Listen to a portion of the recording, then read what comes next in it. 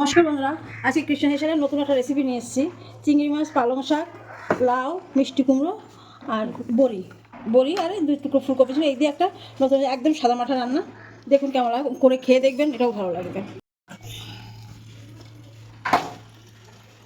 সব কড়াইটা দেখুন আমি কড়াইটা বসিয়ে দিয়েছি। কড়াইটা আমার গরম হচ্ছে। এবার আমি তেল দিয়ে বড়ি ভাজবো আগে। ফার্স্টে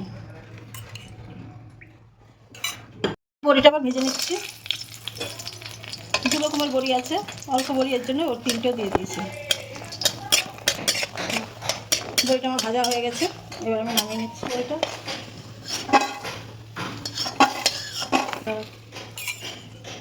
আর একটু তেল দেবো,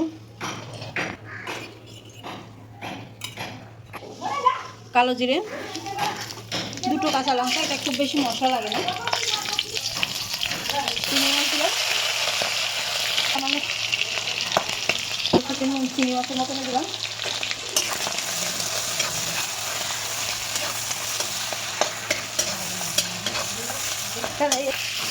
চিংড়ি মাছ একটু লাল লাল করে ভেজে নেবো, নাহলে কাঁচা গন্ধ থাকবে। চিংড়ি মাছটা ভাজা হয়ে গেছে, এবার আমি আস্তে আস্তে তরকারিগুলো দেবো। এটা কুমড়ো আর লাউ দিয়েছি, অল্প একটু লাউ ছিল তাই দিয়ে, আর একটা আলু দিয়েছি এর মধ্যে। এটাকে বলে পালং শাকের ঝোল।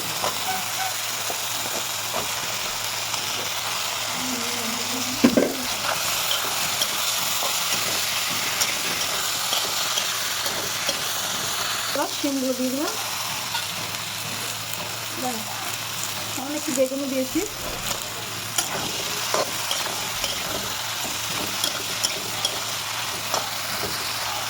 নুন দিলাম স্বাদ মতন।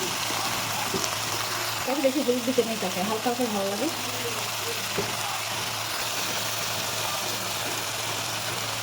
এক চামচ জিরের গুঁড়ো দেবেন।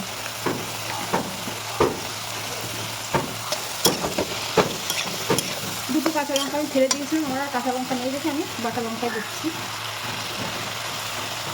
কাঁচা লঙ্কা, এটা আমাদের শুকনো লঙ্কা জল দেবো না।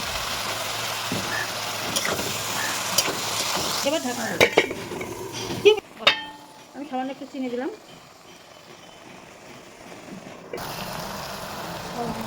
পালং শাকটা সবটা দিয়ে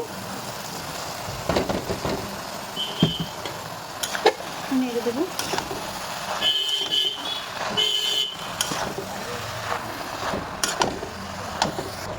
জল দিয়ে দিচ্ছি আমি।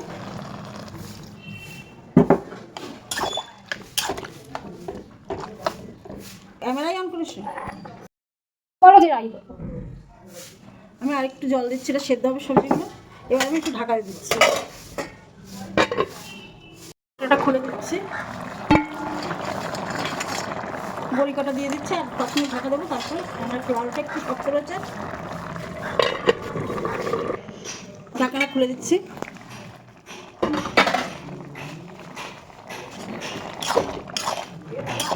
সেদ্ধ হয়ে গেছে, এবার সামনে একটু মিষ্টি দেবো। নুনটা কম হয়েছে, একটু নুন দিলাম। হয়ে গেছে, এবার আমি নামিয়ে দেবো। আমার তরকারিটা হয়ে গেছে, এবার আমি নামিয়ে দিচ্ছি। আরে নামিয়ে দিলাম তরকারি। ওরে বাবা, আমার তরকারিটা হয়ে গেছে। আপনারা খেয়ে দেখবেন, ভালো লাগে লাইক করবেন, সাবস্ক্রাইব করবেন, শেয়ার করবেন, কমেন্ট করবেন।